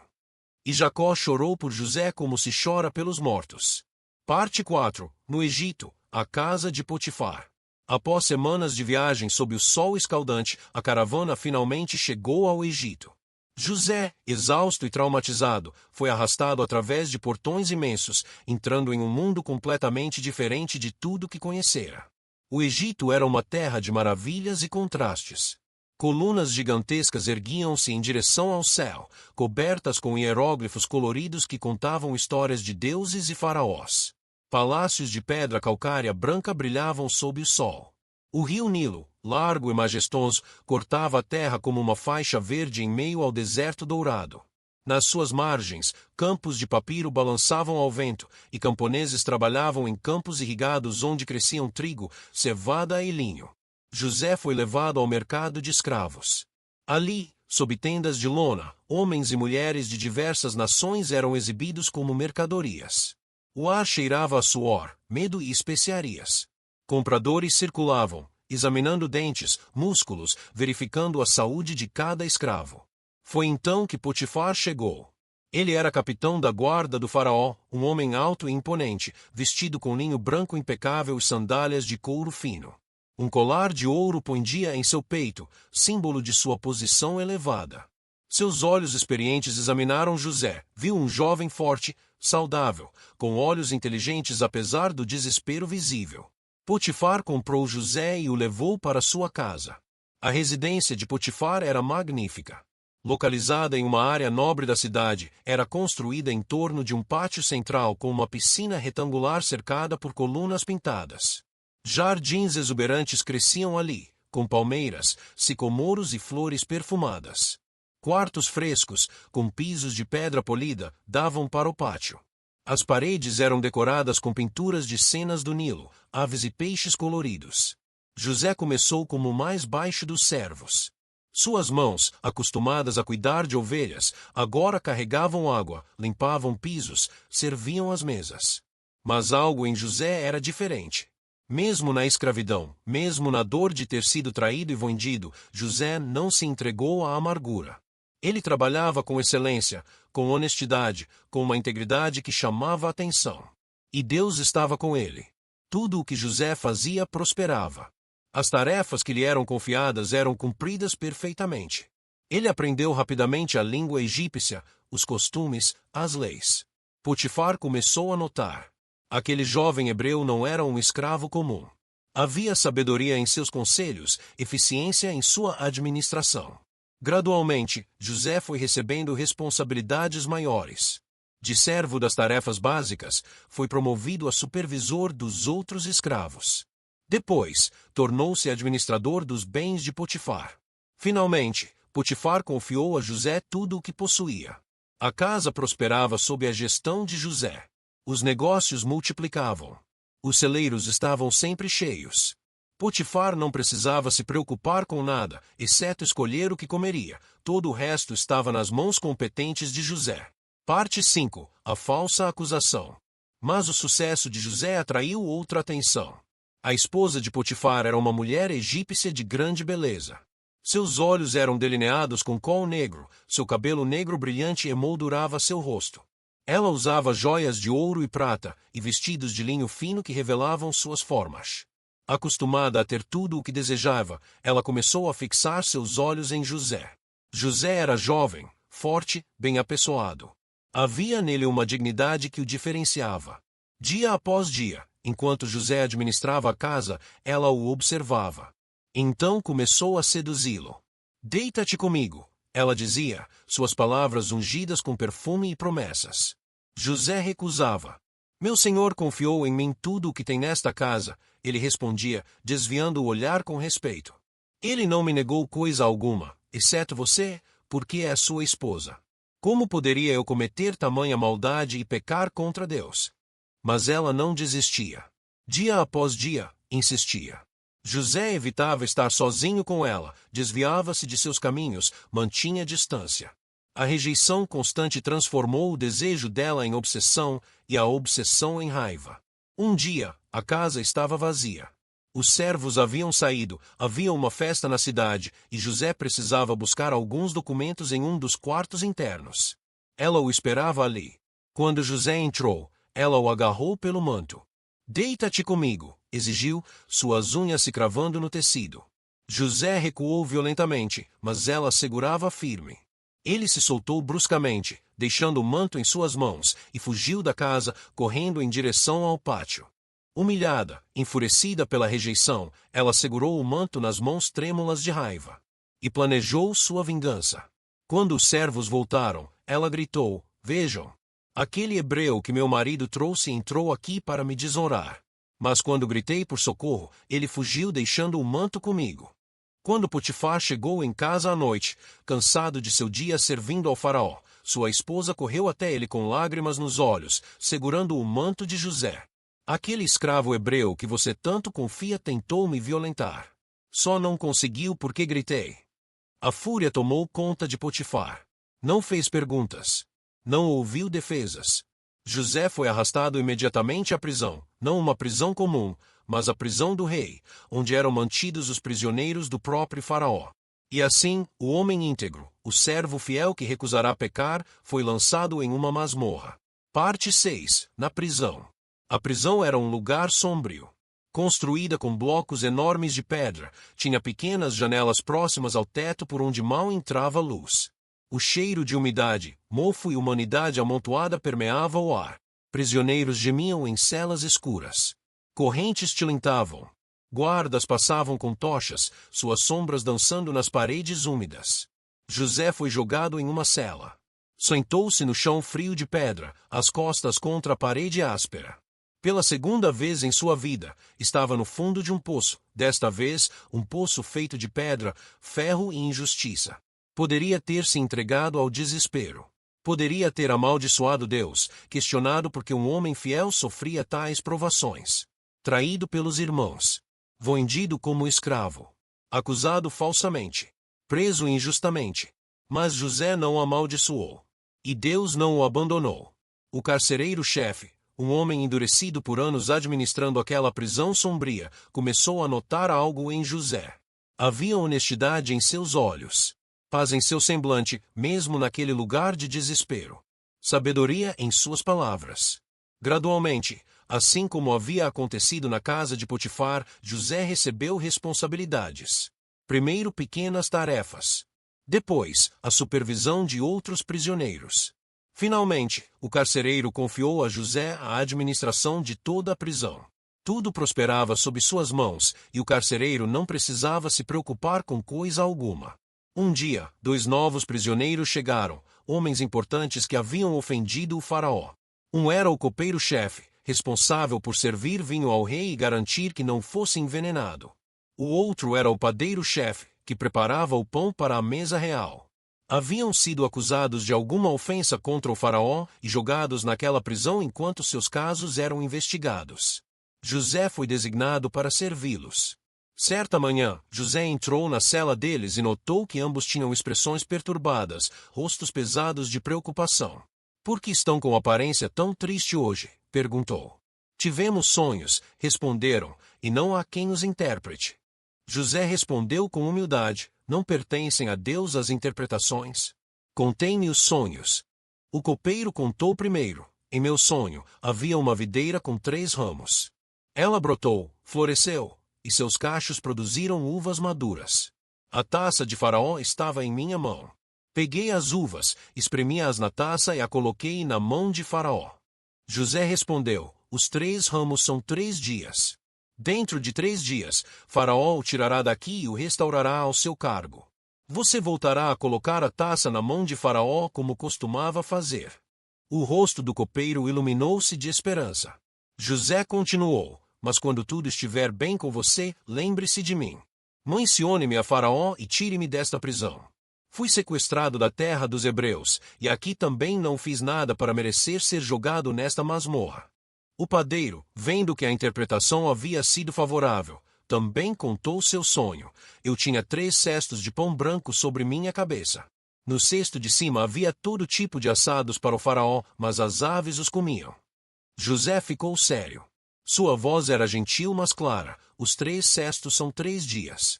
Dentro de 3 dias, Faraó o tirará daqui, pendurará você em uma árvore, e as aves comerão sua carne." 3 dias depois, era o aniversário de Faraó. Houve grande festa no palácio. E aconteceu exatamente como José havia profetizado. O copeiro foi restaurado ao seu cargo, servindo novamente a taça de vinho ao rei. O padeiro foi executado. Mas o copeiro, absorvido novamente pelos prazeres e responsabilidades da corte, esqueceu-se completamente de José. E José permaneceu na prisão. 2 anos passaram. 730 dias. José continuou fiel, trabalhando, servindo, esperando. Não em uma espera passiva de desespero, mas em uma espera ativa de fé. Porque José aprenderá algo profundo através de suas provações. Deus tinha um plano. E quando Deus tem um plano, nenhuma traição, nenhuma mentira, nenhuma prisão pode impedi-lo. Parte 7. Os sonhos de Faraó. O palácio de Faraó erguia-se majestoso às margens do Nilo. Suas colunas colossais sustentavam tetos pintados com estrelas douradas sobre fundo azul. Pátios imensos eram guardados por estátuas de esfinges e deuses egípcios. Jardins suntuosos cercavam piscinas de lótus, onde peixes coloridos nadavam entre as raízes das plantas aquáticas. Em seus aposentos privativos, decorados com ouro e lápis-lazuli, Faraó dormia em uma cama coberta com linho fino. Mas naquela noite, seu sono foi perturbado por sonhos. No primeiro sonho, ele estava às margens do Nilo. De repente, 7 vacas gordas, lustrosas e saudáveis, subiram do rio e pastavam entre os juncos verdes. Logo em seguida, outras 7 vacas, magras, feias e ossudas como ele nunca havia visto no Egito, também subiram do rio. E as vacas magras devoraram as vacas gordas. Mas mesmo depois de comê-las, continuavam tão magras quanto antes. Faraó acordou sobressaltado, o coração batendo forte. Acalmou-se, bebeu água, voltou a dormir. E sonhou novamente. Desta vez, viu 7 espigas de trigo crescendo em uma única haste, espigas cheias, saudáveis, douradas.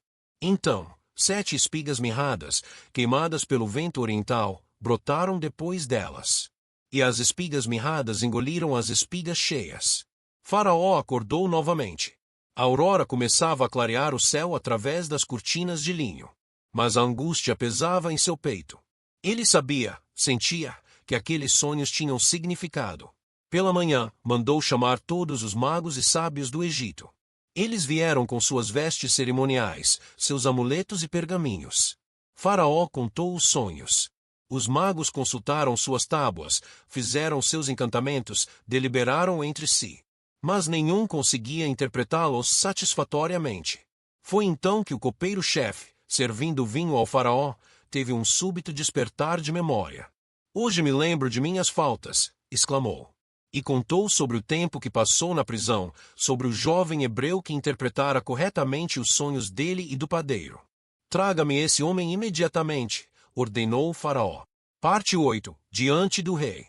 Mensageiros correram até a prisão. José estava em sua cela, vestindo a roupa simples e gasta de um prisioneiro. Guardas o tiraram às pressas, levaram-no para se banhar, barbearam sua barba crescida, deram-lhe roupas limpas. Tudo aconteceu tão rapidamente que José mal teve tempo de processar o que estava ocorrendo. Então ele se viu sendo levado através dos corredores imensos do palácio, passando por colunas que se erguiam como árvores de pedra, seus pés descalços pisando em pisos polidos de alabastro. Guardas com lanças e escudos ladeavam seu caminho. Cortesãos de vestes luxuosas o observavam com curiosidade. Finalmente, foi introduzido na sala do trono. Era uma visão impressionante. O teto alto era sustentado por fileiras de colunas decoradas com cenas da vida e conquistas de Faraó. Incenso queimava em braseiros dourados, enchendo o ar com fragrância de mirra e canela. Oficiais da corte, vestidos com linho branco impecável e joias de ouro, alinhavam-se de ambos os lados. E no trono, elevado sobre uma plataforma, estava Faraó. Ele usava a coroa dupla do Alto e Baixo Egito, branca e vermelha. Um cetro estava em uma mão, o mangual na outra, símbolos de seu poder absoluto. Seu colar de ouro maciço brilhava contra o peito nu, bronzeado pelo sol. Seus olhos, delineados com col, fixaram-se em José com intensidade. José prostrou-se até o chão, conforme o protocolo exigia. Levante-se, disse Faraó.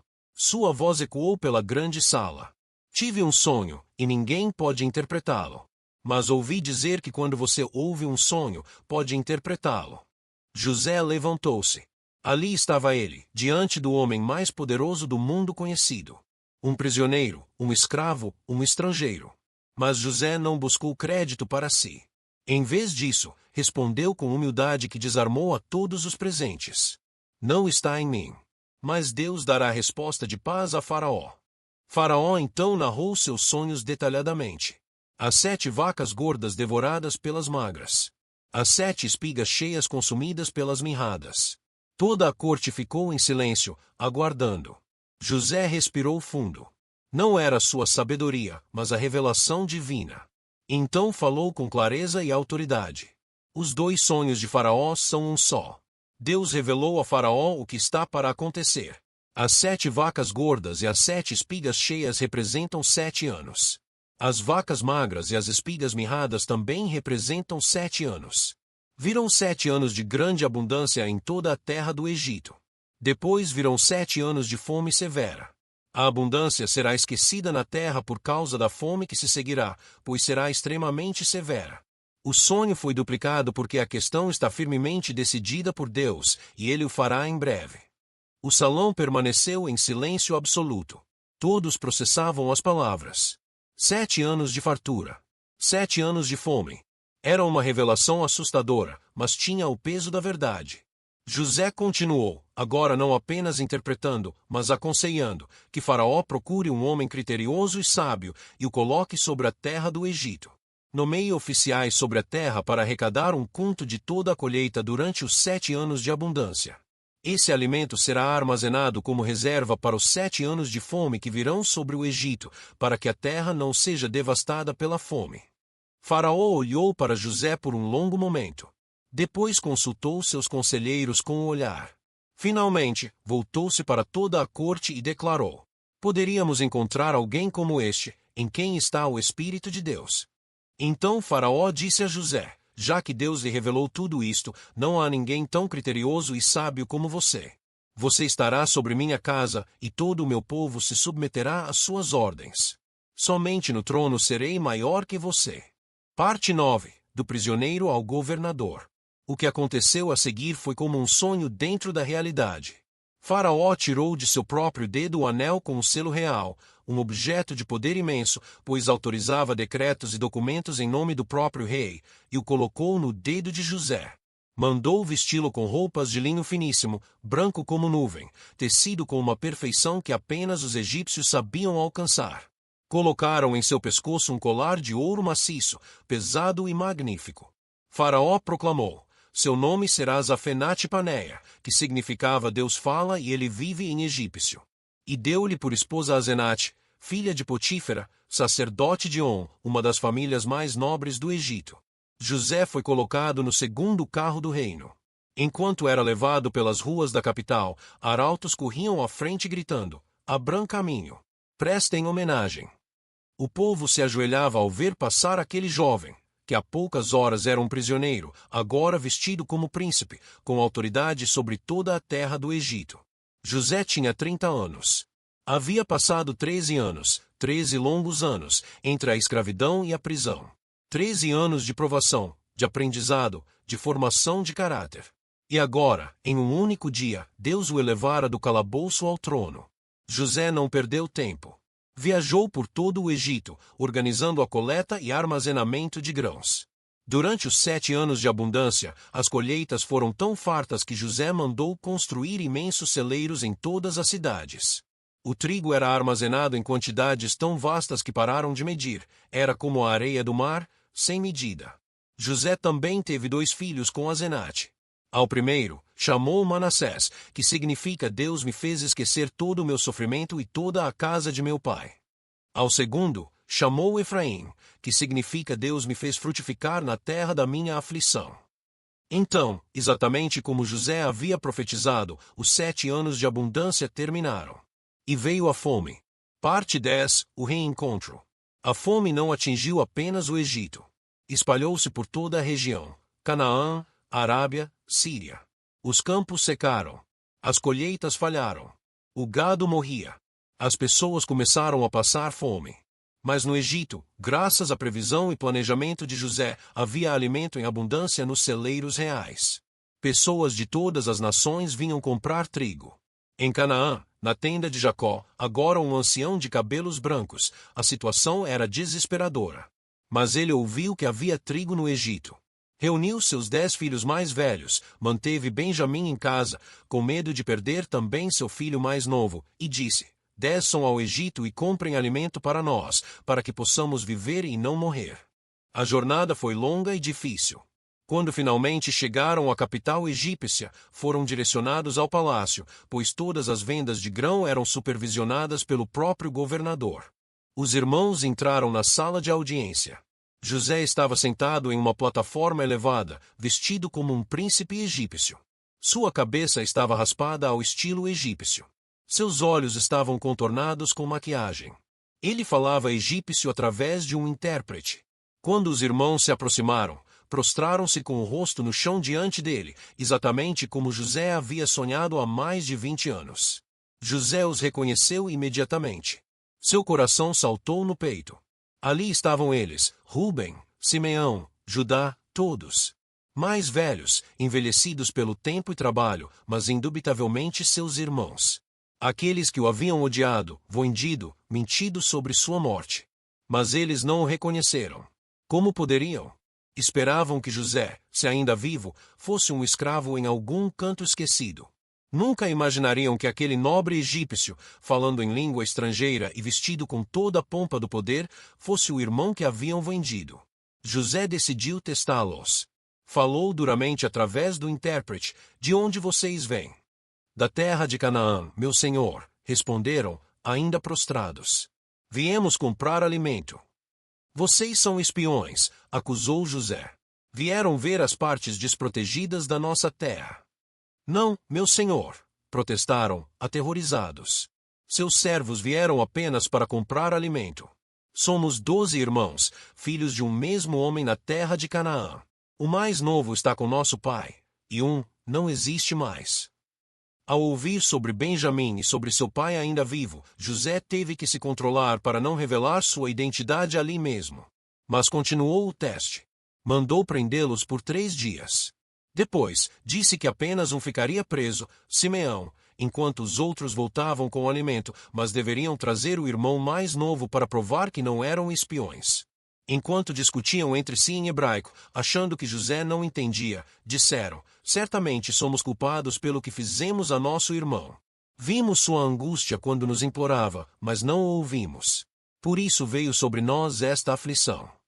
Rúben respondeu: Eu não disse a vocês que não pecassem contra o menino. Mas não me ouviram. Agora somos chamados a prestar contas por seu sangue. José teve que se virar e sair, pois as lágrimas encheram seus olhos e não podia mais se conter. Depois de recuperar a compostura, voltou e mandou encher os sacos deles com trigo, e secretamente devolveu o dinheiro de cada um, colocando-o dentro dos sacos. Voltaram a Canaã e contaram a Jacó tudo o que havia acontecido. Quando descobriram o dinheiro nos sacos, todos tremeram de medo. Jacó se lamentou: Vocês me deixam sem filhos. José não existe mais, Simeão não está aqui, e agora querem levar Benjamim. Mas a fome continuava. Finalmente, não havia mais escolha. Jacó, com o coração pesado, permitiu que Benjamim fosse. Quando retornaram ao Egito, desta vez com Benjamim, José preparou um banquete em sua casa. Os irmãos estavam confusos e amedrontados, porque o governador do Egito os tratava com tanta honra. Durante o banquete, José perguntou sobre o pai deles. Ele ainda vive? Está bem. Sim, nosso pai ainda vive e está bem, responderam, curvando-se respeitosamente. José olhou para Benjamim, seu irmão de sangue, filho da mesma mãe, agora um homem adulto. Suas emoções quase o dominaram. Deus seja gracioso contigo, meu filho, disse, e teve que sair rapidamente do salão, pois chorava sem controle. José os testou mais uma vez. Mandou encher seus sacos com alimento, devolver o dinheiro novamente e colocar sua taça de prata no saco de Benjamim. Quando eles partiram na manhã seguinte, José mandou seus guardas persegui-los e acusá-los de roubo. Quando a taça foi encontrada no saco de Benjamim, os irmãos rasgaram suas vestes em desespero. foram trazidos de volta. Judá, o mesmo que havia sugerido vender José, caiu aos pés do governador e fez uma súplica apaixonada. Contou sobre o pai idoso que amava Benjamim acima de tudo, sobre como já havia perdido um filho, sobre como morreria se perdesse este também. E ofereceu: deixe que eu fique como escravo no lugar do rapaz. Mas deixe o rapaz voltar com seus irmãos. Era o momento que José esperava. Seus irmãos haviam mudado. Aqueles homens que venderam um irmão agora estavam dispostos a sacrificar tudo pelo outro. Parte 11. A revelação. José não conseguia mais se conter. Façam sair todos daqui, ordenou em egípcio. Todos os atendentes, guardas e servos saíram rapidamente, deixando José sozinho com seus irmãos. Então José chorou. Chorou tão alto que até os egípcios do lado de fora da sala podiam ouvir. Em hebraico, a língua de sua infância, a língua que não falava há anos, José disse: Eu sou José. Os irmãos ficaram mudos de terror. Eu sou José, vosso irmão, a quem vendestes para o Egito. O silêncio era ensurdecedor. Os irmãos recuaram, pálidos, tremendo. Aqui estava o homem que haviam traído, agora com poder absoluto sobre suas vidas. Certamente ele se vingaria. Mas José se aproximou deles, lágrimas correndo por seu rosto. Aproximem-se de mim, por favor, disse gentilmente. Quando eles se aproximaram hesitantes, José continuou: Eu sou José, vosso irmão. Mas agora não se entristeçam nem se irritem consigo mesmos por terem me vendido para cá. Foi para preservar vidas que Deus me enviou adiante de vocês. Já houve 2 anos de fome na terra, e ainda haverá 5 anos sem plantio nem colheita. Deus me enviou adiante de vocês para preservar um remanescente na terra e salvar suas vidas por um grande livramento. Portanto, não foram vocês que me enviaram para cá, mas Deus. Então José abraçou Benjamim e chorou sobre ele. Abraçou cada um de seus irmãos. E eles choraram juntos, lágrimas de arrependimento, lágrimas de perdão, lágrimas de reconciliação. José disse: Apressem-se. Voltem a meu pai e digam-lhe: Assim diz teu filho José: Deus me fez senhor de todo o Egito. Desce para cá sem demora. Morarás na terra de Gósen, próximo a mim, tu, teus filhos, os filhos de teus filhos, teus rebanhos e tudo o que tens. Ali te sustentarei durante os 5 anos de fome que ainda virão, para que não empobreças, nem tu, nem tua casa, nem tudo o que tens. Faraó, ao saber que os irmãos de José haviam chegado, ficou alegre. Diga a seus irmãos, ordenou Faraó a José, para trazerem seu pai e suas famílias. Darei a eles o melhor da terra do Egito e comerão da fartura da terra. E assim, Jacó, o velho patriarca que chorou seu filho como morto, recebeu a notícia mais extraordinária: José ainda vive. Ele é governador de toda a terra do Egito. No início, seu coração desfaleceu, pois não podia acreditar. Mas quando viram as carruagens que José havia enviado para buscá-lo, o espírito de Jacó reviveu. Basta! Meu filho José ainda está vivo. Irei vê-lo antes de morrer. A jornada foi feita. 70 pessoas da família de Jacó desceram ao Egito. Quando José soube que seu pai se aproximava, preparou sua carruagem e foi ao encontro dele na região de Gósen. Quando se viram, José lançou-se aos braços de seu pai e chorou sobre seu pescoço por muito tempo. Jacó disse a José: Agora posso morrer, já que vi teu rosto e sei que ainda vives. José estabeleceu sua família nas melhores terras do Egito. Durante os anos de fome, ele sustentou não apenas toda a sua família, mas também as nações vizinhas. Milhares de vidas foram salvas por causa da obediência, integridade e sabedoria daquele jovem que recusou-se a amargurar, que permaneceu fiel mesmo quando tudo parecia perdido. Anos depois, quando Jacó estava morrendo, abençoou José dizendo: O Deus que me tem pastoreado durante toda a minha vida até hoje, o anjo que me tem redimido de todo mal, abençoe estes rapazes. E profetizou grandes coisas sobre os filhos de José. Mesmo depois que Jacó morreu, os irmãos ainda temiam que José se vingasse. Mas José lhes disse com lágrimas: Não temais. Estou eu no lugar de Deus. Vocês planejaram o mal contra mim, mas Deus o tornou em bem, para realizar o que hoje se vê, isto é, conservar muita gente com vida. Agora, não temais, eu vos sustentarei a vós e a vossos filhos. E os consolou, falando ao coração deles. José viveu 110 anos. Viu seus filhos e os filhos de seus filhos. Antes de morrer, disse a seus irmãos: Deus certamente vos visitará e vos fará subir desta terra para a terra que prometeu com juramento a Abraão, a Isaque e a Jacó. Reflexão final. A história de José nos ensina verdades profundas que ecoam através dos milênios. Ensina que a traição humana não pode frustrar o propósito divino. Que o poço mais profundo pode ser o caminho para o palácio mais alto. Que a fidelidade em tempos obscuros prepara o caráter para tempos de glória.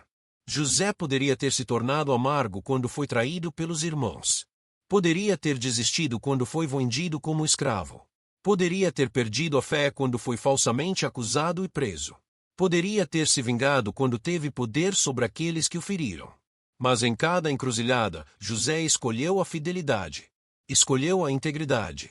Escolheu confiar que Deus tinha um plano maior, mesmo quando esse plano passava por vales sombrios.